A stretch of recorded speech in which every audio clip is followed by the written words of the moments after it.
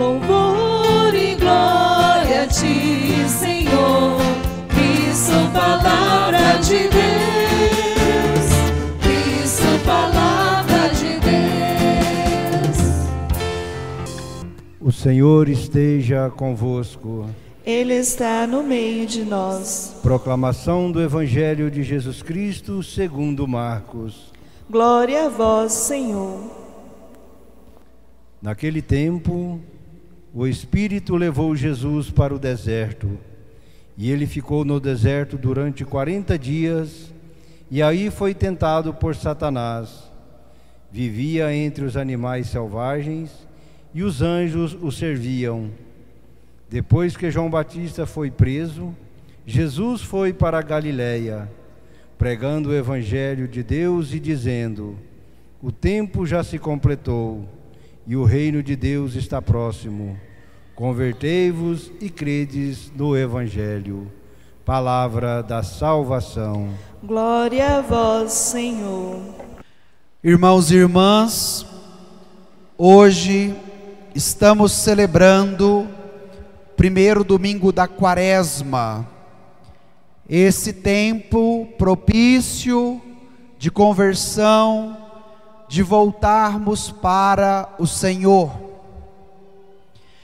E o fio condutor que une as leituras que nós acabamos de ouvir, primeira leitura do Gênesis, segunda leitura da carta de São Pedro e o Evangelho de São Marcos, o fio condutor que une estas leituras é o batismo. Ouvimos na primeira leitura do livro do Gênesis que depois do dilúvio, Deus fala com Moisés: eis que vou estabelecer minha aliança convosco e com a vossa descendência. Estabeleço convosco a minha aliança, nunca mais nenhuma criatura será exterminada pelas águas do dilúvio. O homem e a mulher, criados à imagem e semelhança de Deus, foram colocados no paraíso com toda a criação ao seu serviço, mas eles não obedeceram à voz de Deus. E diante da tentação que eles enfrentaram no paraíso, eles preferiram seguir o que o demônio, que Satanás dizia por meio da serpente, do que o que Deus falou ao homem e à mulher por meio da sua palavra. E diante desta fraqueza, diante desta tentação que venceu o homem e a mulher, o pecado entrou no mundo. E o dilúvio, uma grande tempestade de água, foi o sinal visível de uma purificação, de uma limpeza, de uma lavagem que Deus faz em todo o mundo. E depois do dilúvio, o Senhor chama Noé e faz com ele uma aliança. Estabelecerei convosco uma aliança para sempre, e não mandarei mais nenhum dilúvio, para que de fato vocês busquem o que minha palavra está dizendo. E é interessante que quando nós percebemos na Escritura as outras alianças que Deus fez com o povo, como foi com Abraão, depois quando ele chamou Moisés, sempre havia uma contrapartida daquele que Deus chamou, seja Abraão ou Moisés, e até mesmo uma contrapartida do povo. Na aliança de hoje com Noé, Deus não pede uma contrapartida, porque Ele age na gratuidade, Ele age na generosidade. E depois de estabelecer a aliança com o povo, acontece um fenômeno natural, aparece um arco-íris. Eu acredito que todos vocês que estão aqui já viram o arco-íris. E é interessante que quando nós olhamos para o arco-íris, qual é a sensação que a nossa visão tem? Que o arco-íris toca o céu e toca também a terra. Foi por isso que o sinal visível da aliança que Deus fez com o povo transpareceu onde? No arco-íris. A aliança que toca o céu e que toca a terra. E as águas do dilúvio, vai dizer São Pedro na segunda leitura, prefiguravam, nos falava das águas do nosso batismo, que não vem somente para nos lavar exteriormente de uma sujeira, como fazemos na hora do banho. Provavelmente a grande maioria, antes de vir para a igreja, tomou banho. Hoje deu uma chuvinha aqui no Canedo, mas o calor não deu trégua. Então, quando vai chegando o final do dia, nós ficamos ansiosos por um banho, porque a sensação que nós temos depois de um banho, num dia de calor, da sujeira que o corpo foi acumulando, é uma sensação de alívio, de limpeza. E é muito bom, não é, minha gente, quando a gente está sujo e toma um banho. Tem uns que dizem assim: nossa, mas parece que com esse banho eu até descansei. O banho tem esse poder de jogar para fora tudo aquilo que não presta e que o nosso corpo foi assimilando durante o trabalho, a correria ou até mesmo o calor do dia.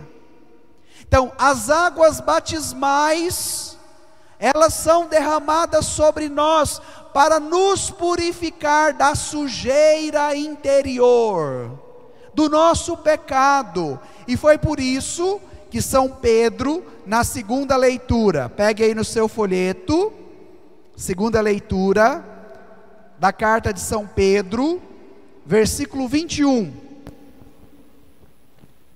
Olha o que nos disse São Pedro no versículo 21. Vamos ler juntos o versículo 21? A arca corresponde o batismo que hoje é a vossa salvação. Pois o batismo não serve para limpar o corpo da imundície, mas é um pedido a Deus para obter uma boa consciência em virtude da ressurreição de Jesus Cristo.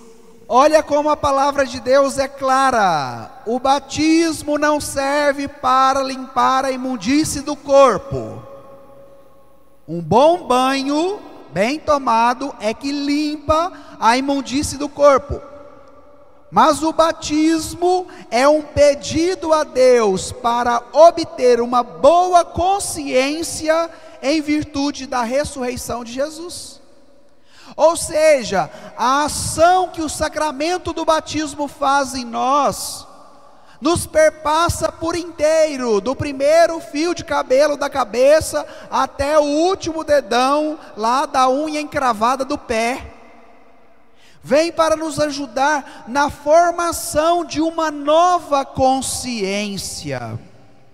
É muito interessante quando as pessoas vêm para uma confissão ou para uma direção espiritual. Na grande maioria das vezes, elas querem uma resposta pronta.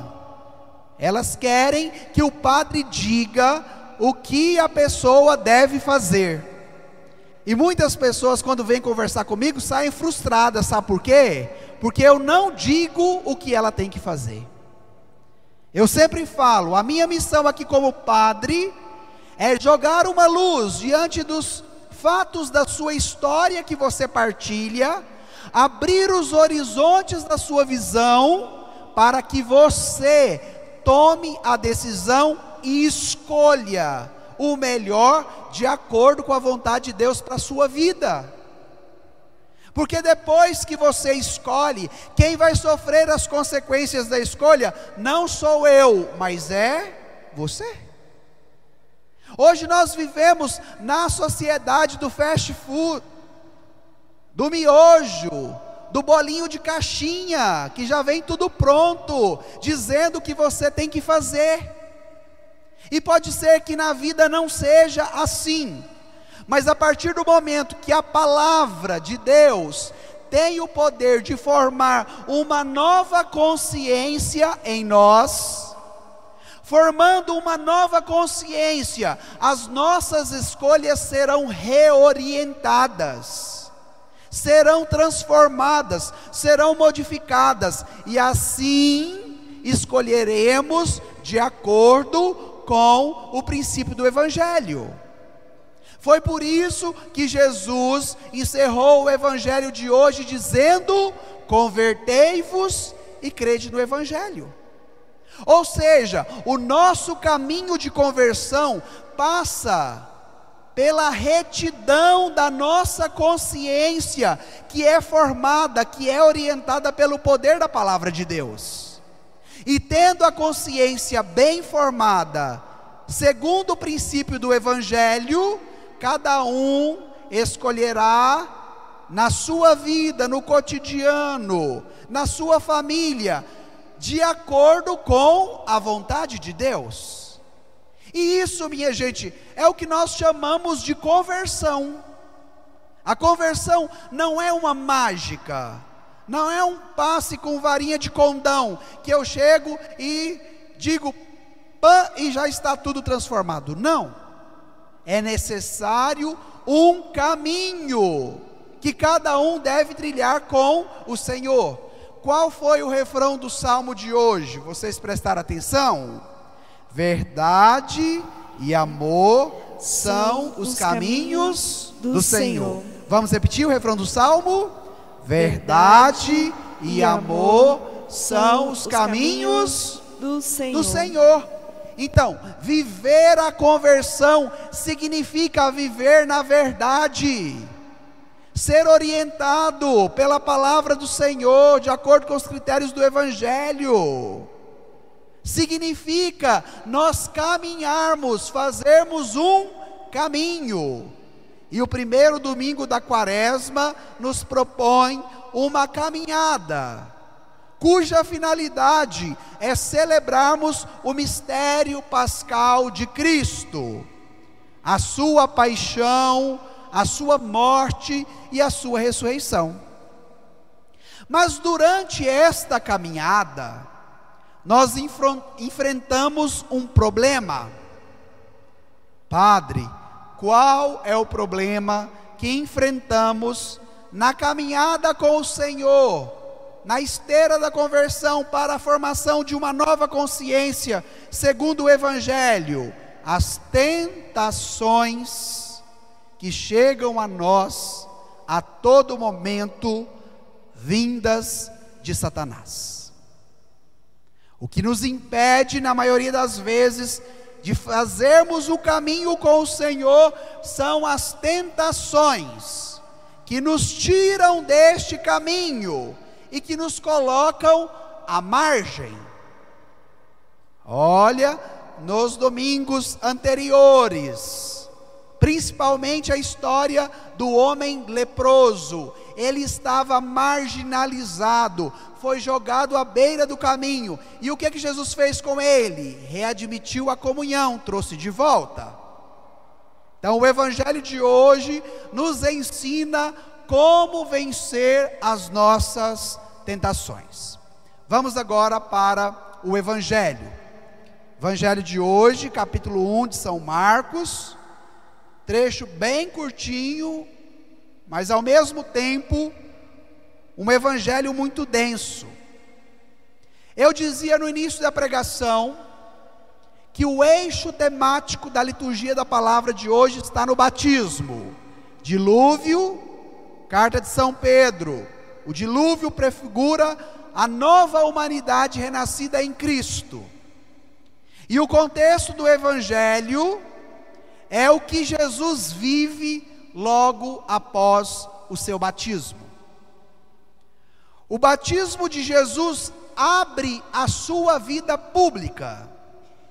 Ele, com João, no Rio Jordão, recebe o batismo e a partir daí ele vai iniciar a sua missão.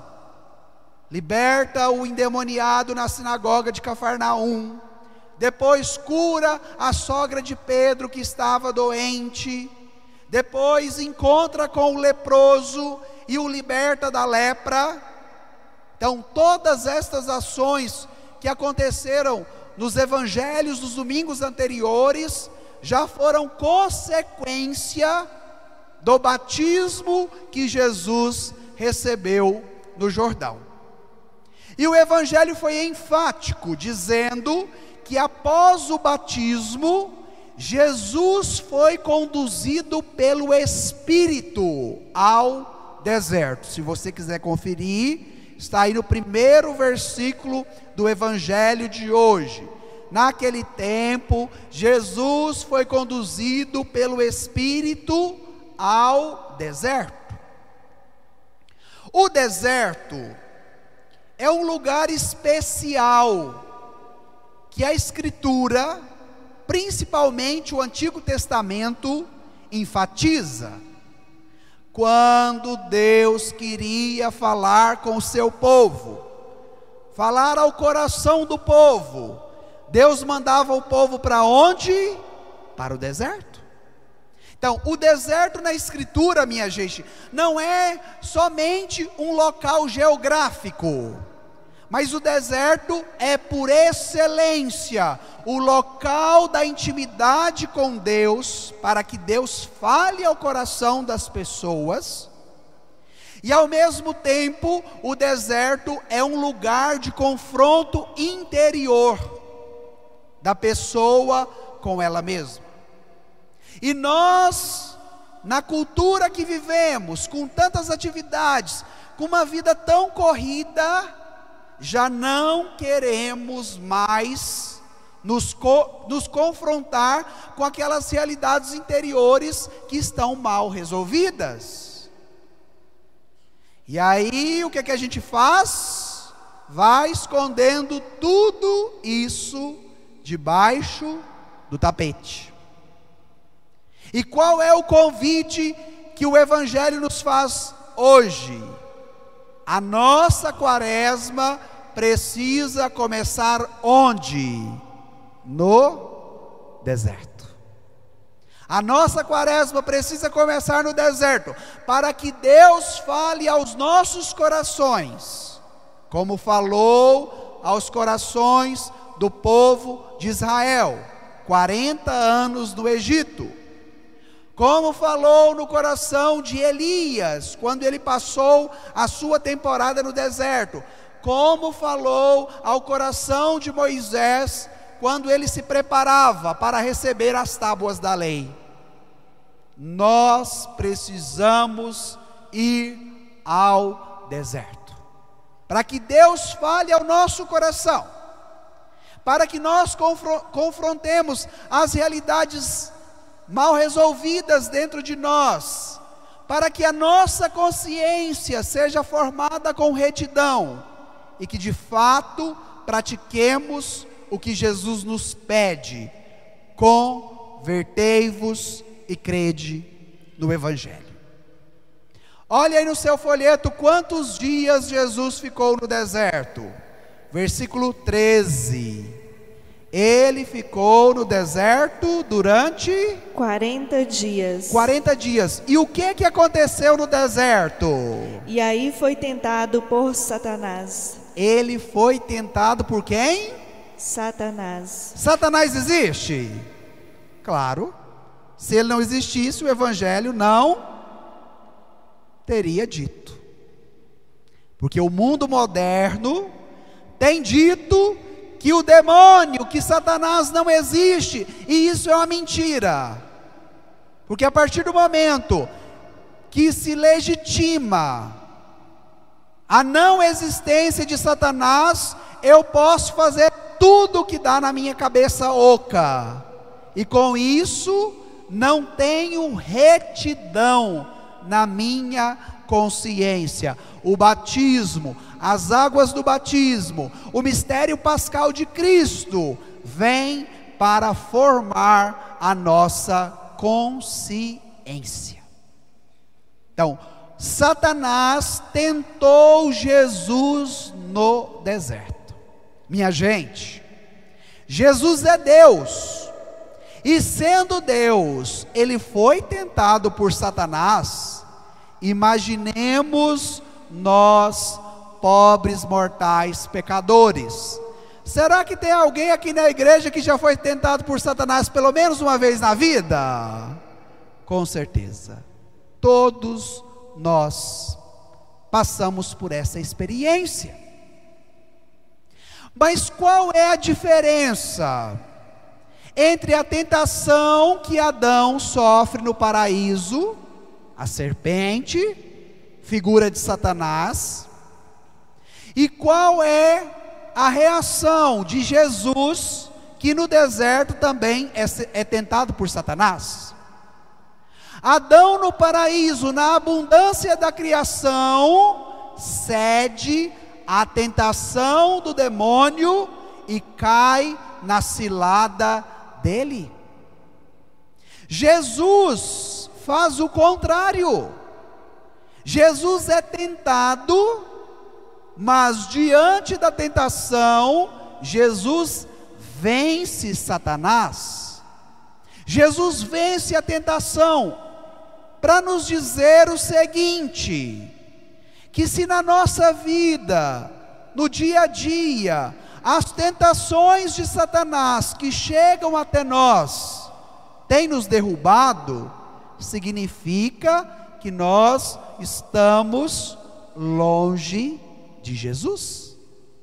Porque a força que pode impelir Satanás e que pode vencê-lo, não é a força do nosso braço, não é a força da nossa palavra, mas é a força de Jesus que age em nós.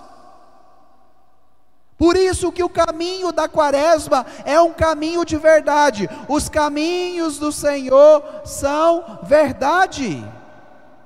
É necessário abrirmos a nossa cabeça, formarmos a nossa consciência pelos princípios da palavra, para que Satanás não tenha poder sobre nós.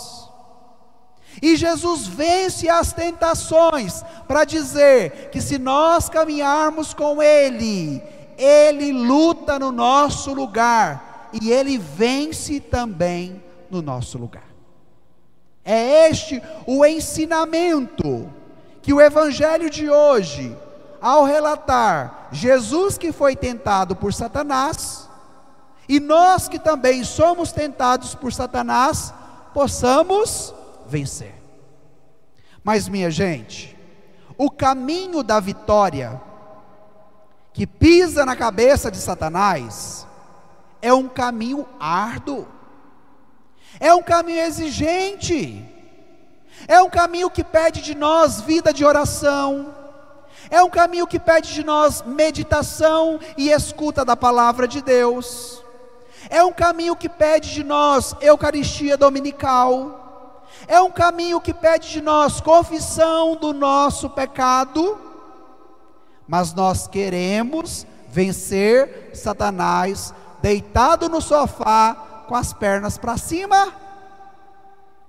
Queremos ter uma vida espiritual muito tranquila, sem exigências, sem compromissos. E a vida espiritual é exigente. A vida espiritual intensa, de acordo com a palavra, é para os fortes, porque os fracos não dão conta do arroxo. E aí quando a coisa aperta, sai todo mundo correndo pela válvula de escape.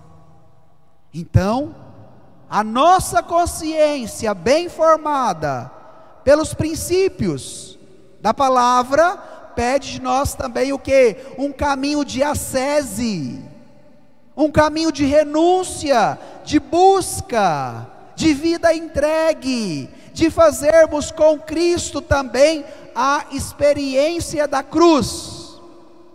Porque a tentação de Jesus começou no deserto, logo após o seu batismo, e durou até o Gólgota, aonde ele foi crucificado. Ou seja, a tentação de Jesus acompanhou a sua vida até o fim dela. E pode ser que isso aconteça conosco, que a nossa vida seja uma batalha espiritual constante. Padre, eu já tenho 50, 60 anos de vida e parece que cada ano a coisa está mais difícil.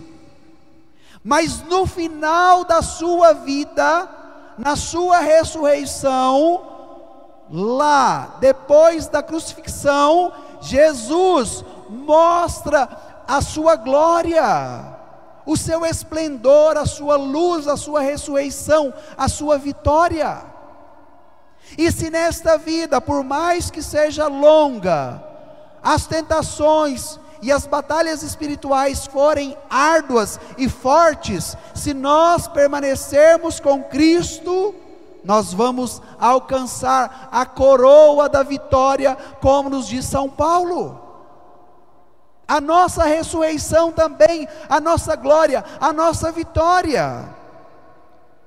Porém, somos imediatistas, queremos a coisa na hora, não sabemos esperar, e muito menos temos paciência para vivermos o caminho que a palavra nos pede. Ninguém quer mais caminhar, está todo mundo preguiçoso. Antigamente era no lombo do jumento, hoje é no lombo da bicicleta, da moto, do carro, do ônibus, não é assim? Temos tanta dificuldade de fazermos qualquer tipo de exercício físico, começando por mim, porque hoje tudo é muito fácil, acessível. E se nós vamos ficando preguiçosos com as coisas deste mundo, pode ser que essa preguiça também se transforme numa preguiça espiritual, numa tibieza espiritual. E devemos pedir ao Senhor que nos dê uma retidão de consciência para vivermos e fazermos o que Ele nos pede. Bom, depois que Jesus foi tentado pelo demônio no deserto e venceu a tentação, porque não cedeu ao que o demônio pediu a ele, ele saiu do deserto da Judéia e foi para a Galileia. Então vamos pegar aí o versículo 14 do Evangelho. Versículo 14. Acharam aí? Vamos ler juntos? Depois que João Batista foi preso, Jesus foi para a Galileia, pregando o Evangelho de Deus e dizendo... Paremos por aqui. Nesta época de Jesus, a Galileia era uma das maiores regiões que estavam próximas a Jerusalém. Jerusalém, a cidade de ouro, a cidade do povo do Antigo Testamento, a cidade da Antiga Aliança. A Galileia era uma cidade de um povo politeísta, de um povo que cultuava os falsos deuses. Não era o povo que cultuava o Deus de Abraão, o Deus de Isaac, o Deus de Jacó, não. E por que Jesus, logo após o início da sua missão, foi para a Galileia lidar com os pagãos? Porque os judeus, o povo de Deus, não abriu o coração para a palavra dele. E aí quem abriu o coração? O povo pagão, o povo politeísta, o povo que cultuava outros deuses. E pode ser que nós também estamos vivendo assim. Participamos da missa no domingo, temos familiaridade com os elementos da fé, mas quando parte para a mudança interior, para a mudança da mentalidade, para a formação reta da consciência, eu não quero estes princípios para a minha vida. Eu quero ter uma fé de conveniência, uma fé de supermercado, que eu vou lá e pego os produtos que me satisfaz, que eu quero. E a fé, minha gente, não é assim. A fé é um pacote completo. Ou eu abraço na totalidade, ou eu não abraço. É necessário nós abrirmos os nossos olhos para essa realidade, de não querermos mais viver uma fé de conveniência própria, mas vivermos a fé que Jesus nos pede. E como que esta fé é vivida de maneira concreta? Jesus foi para a Galileia pregando o Evangelho de Deus. A palavra evangelho já era utilizada na cultura romana, pelo Império Romano, e o significado dela era boa notícia. Então, tudo o que o imperador decretava e enviava para as diversas regiões do Império Romano era chamado de evangelho. A boa notícia que o imperador comunica àquela região no que diz respeito à dimensão política. Então, era o evangelho do imperador. Agora ouvimos, Jesus pregava o evangelho de Deus, ou seja, ele é a boa notícia da parte de Deus, e não é apenas um comunicador, um mensageiro, não. Ele é a palavra por excelência do Pai. Então, quando ouvimos Jesus pregava o Evangelho de Deus, dizendo, então ele era a mensagem, o comunicador que comunicava, mas ao mesmo tempo ele é a palavra comunicada. Diferente do contexto do Império Romano. O imperador fazia o decreto e depois outro funcionário súdito ia anunciar a palavra que era do imperador.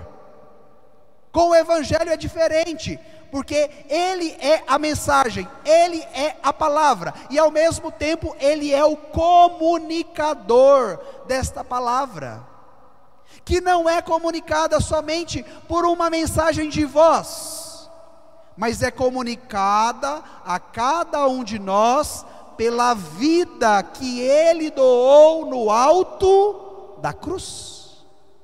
A palavra que se faz carne, que habita entre nós, e esta carne que é carcomida pela lança, que é carcomida pelos pregos, que é ferida pelo nosso pecado. Olha, minha gente, como a palavra de Deus é rica, como a palavra de Deus é densa, e quantas coisas ela tem a nos ensinar. E esta boa notícia, que Jesus transmite, e que Jesus é, se dá de que forma? Vamos agora para o versículo 15, o último versículo do Evangelho. Acharam aí? Vamos ler juntos? O tempo já se completou, e o reino de Deus está próximo. Convertei-vos e crede no Evangelho. O tempo já se completou. Por que Jesus disse isso? Porque todo o Antigo Testamento esperava o Messias. De acordo com a teologia, o povo de Israel esperava o tempo messiânico, o tempo que o Messias estaria com eles. Mas os judeus não acreditaram que Jesus era o Messias. Jesus foi para a Galileia, mas não significa, porque os judeus não acreditavam que Jesus era o Messias, e que o tempo já se cumpriu, que Jesus deixou de anunciar o Evangelho de Deus. Por que é importante nós nos atentarmos a este detalhe? Porque tem muitas pessoas que quando começam a testemunhar a sua fé, e é criticada no trabalho, na família, por os amigos, e as pessoas não acreditam no que você diz, na experiência que você partilha, muitos vão se distanciando de Deus, como se o que legitimasse a sua fé fosse a adesão do outro em acreditar no que você está dizendo. E isso não pode acontecer. Ou seja, a minha intimidade com Cristo precisa ser intensa, precisa ser profunda, e eu vou testemunhar. Então, se o outro que ouve o meu testemunho acredita, que bom, Jesus pode agir na vida daquela pessoa. Mas se eles não acreditam, se zombam de você, não deixa de viver a sua fé por causa disso. Porque se Jesus tivesse recuado a partir do momento que os fariseus começaram a criticá-lo, se Jesus tivesse recuado a partir do momento que as autoridades políticas do Império Romano correu atrás dele, o colocou dentro de uma prisão, se Jesus tivesse recuado a partir do momento que ele foi zombado ainda no alto da cruz, nós não teríamos recebido a salvação de Deus. Então ele foi persistente, ele foi fiel, e ele pagou o preço por ser fiel à palavra do Pai. E hoje nós somos um povo de barriga verde, que não queremos pagar o preço de sermos fiéis à palavra de Deus. Queremos ter a vanglória, ter a recompensa das coisas mundanas. Foi por isso que na quarta-feira de cinzas, quem participou da missa ouviu Jesus dando os ensinamentos do Evangelho. Se vai dar a esmola ao pobre, que a sua mão direita não saiba o que faz a esquerda, porque a sua recompensa será dada por vosso Pai que está no céu e que vê tudo. Se você vai rezar, não seja como os hipócritas no meio da rua, que levanta e começa a gritar a Deus para que todo mundo vê que ele está rezando. Você quer rezar? Vai para o seu quarto, fecha a porta, e o seu Pai que está oculto no céu ouvirá a sua oração. Então, é necessário sermos coerentes com esta palavra que nos transforma, que nos modifica. E esse tempo se cumpre em Cristo. O reino de Deus que está no nosso meio se cumpre em 3 dimensões. A primeira, em Jesus. Os santos padres da igreja vai utilizar um termo chamado autobasileia, do grego. O que isso significa? Que o próprio Cristo é a concretização do reino de Deus na terra, esperado por todo o antigo Israel. Primeira característica do reino: Jesus é o reino de Deus. Segunda característica: aonde esse reino de Deus se concretiza? Não é numa estrutura política. Muitos se frustraram com Jesus, porque o Messias, o rei esperado pelo povo, entra em Jerusalém montado em cima de um jumento. E eles esperavam um Messias triunfalista, reinante. Não. O reino de Deus acontece dentro do nosso coração, na interioridade de cada um de nós. Então, esse Jesus que materializa o reino de Deus no nosso meio, encontra o terreno para a disseminação e o crescimento, o alastramento deste reino, onde? Dentro de cada um de nós. O reino de Deus não se concretiza numa estrutura triunfalista política. O reino de Deus não se concretiza num palácio imperial com muitos criados e com muitas riquezas. Não. O reino de Deus se concretiza no coração de cada um que faz a opção de viver a palavra de Deus. Segundo elemento do reino. E terceiro elemento, a igreja. Jesus quis que alguém derramasse a água do batismo na sua cabeça. E quem fez isso? João Batista. Falei no início da pregação que o evangelho de hoje é a primeira ação de Jesus depois do seu batismo. Jesus foi batizado por João. Jesus quis precisar de alguém que derramasse a água do batismo na sua cabeça, e isso prefigura a igreja.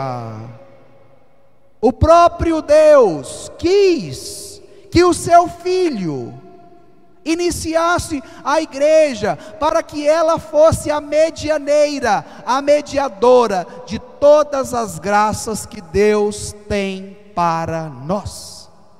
E hoje corremos outro risco muito sério: uma fé autônoma, uma fé independente. Ah, padre, não precisa vir na igreja não, eu rezo lá em casa todo dia e já está bom.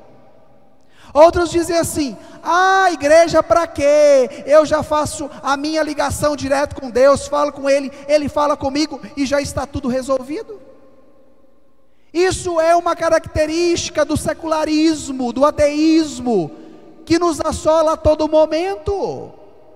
Então, a vivência da fé em comunidade é lugar propício também para a concretização do reino de Deus. Padre do céu, mas parece que entendendo isso, a coisa fica mais difícil ainda. Porque se eu não soubesse, eu podia dizer: ah, eu não sabia, por isso eu não estou vivendo. Mas agora, ouvindo a palavra, entendendo o que a palavra quer me ensinar, não há outro caminho a não ser esse: convertei-vos e crede no Evangelho. Há 4 domingos atrás, eu dizia que a palavra conversão vem do grego metanoia, mudança de mentalidade para reorientar o meu caminho e alcançar a minha meta. Por isso que a segunda leitura nos falou de uma reta consciência. Porque a palavra de Deus orienta a nossa consciência.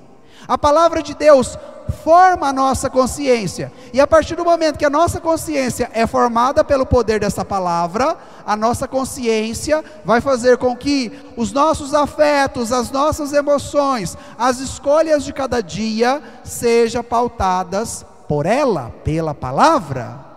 E isso a igreja, a palavra de Deus nos diz que é uma conversão. E a consequência da conversão é a fé, acreditar no Evangelho, nesta boa notícia, nesta palavra que é uma pessoa, que é Jesus, que é comunicado a nós. Então, minha gente, este é o caminho que a Quaresma nos propõe. Voltemos ao Salmo: verdade e amor são os caminhos do Senhor. Mostrai-me, ó Senhor, vossos caminhos, e fazei-me conhecer a vossa estrada.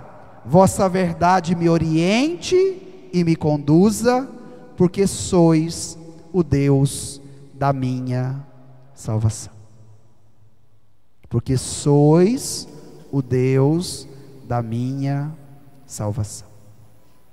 Então vamos encerrar esta homilia pedindo a graça de Deus sobre nós, rezando, clamando a força de Deus, para que esta palavra se torne ato, para que esta palavra reoriente a formação da nossa consciência, e que de fato, com Cristo, possamos vencer as nossas tentações. As tentações de Satanás, que querem nos impedir de fazermos a experiência da fé, da conversão, de acreditar no Evangelho, na boa nova, na boa notícia de Jesus. Então neste momento pode deixar o seu folheto de lado aí, para você ficar mais à vontade. Feche os seus olhos e faça o seu exame de consciência. quais são as suas tentações. Jesus no deserto foi tentado por Satanás. E nós também, como Jesus, somos tentados por Satanás. Apresente diante da cruz redentora de Jesus as suas tentações.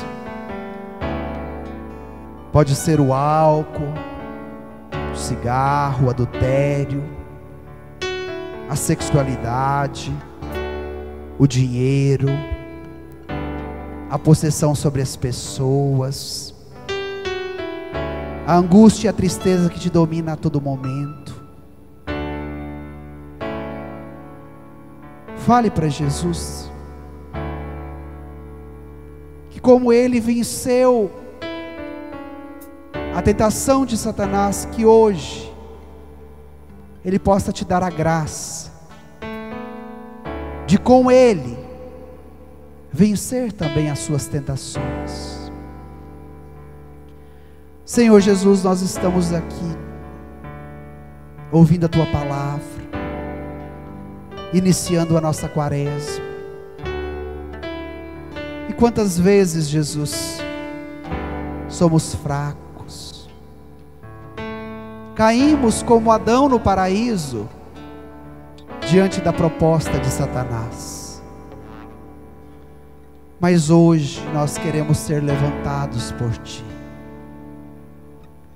Hoje nós queremos fazer a experiência da fé, da conversão, de acreditar no que o Senhor está nos dizendo, para que de fato alcancemos a vitória que somente Tu, Jesus, pode nos dar. Vem, Senhor, em auxílio à nossa fraqueza, à nossa falta de fé, a preguiça que nos impede de seguir o Teu caminho, e nos transforme por inteiro, pelo sinal visível das águas do nosso batismo, que lava o nosso coração de toda imundície, que purifica a nossa alma de toda sujeira, Senhor. Vem, Senhor Jesus, para que de fato a nossa quaresma seja uma quaresma de muita oração, seja uma quaresma permeada pela Tua palavra, seja uma quaresma que nos leve a confessar o nosso pecado e a Te buscar constantemente na Eucaristia. Vem, Senhor, e toca os nossos corações feridos pelo pecado.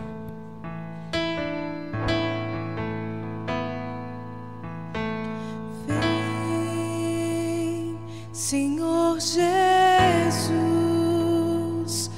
o coração já bate forte ao Te ver. A Tua graça hoje quero receber. Sem a bênção do Senhor, não sei viver.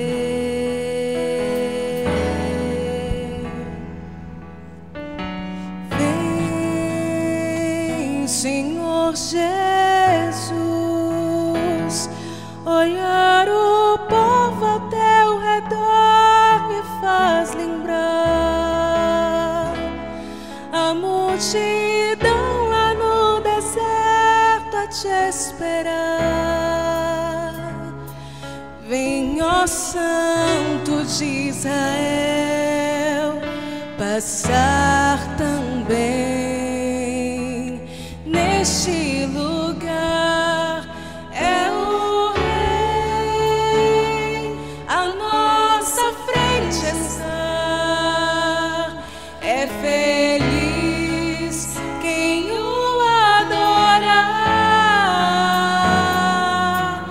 É Jesus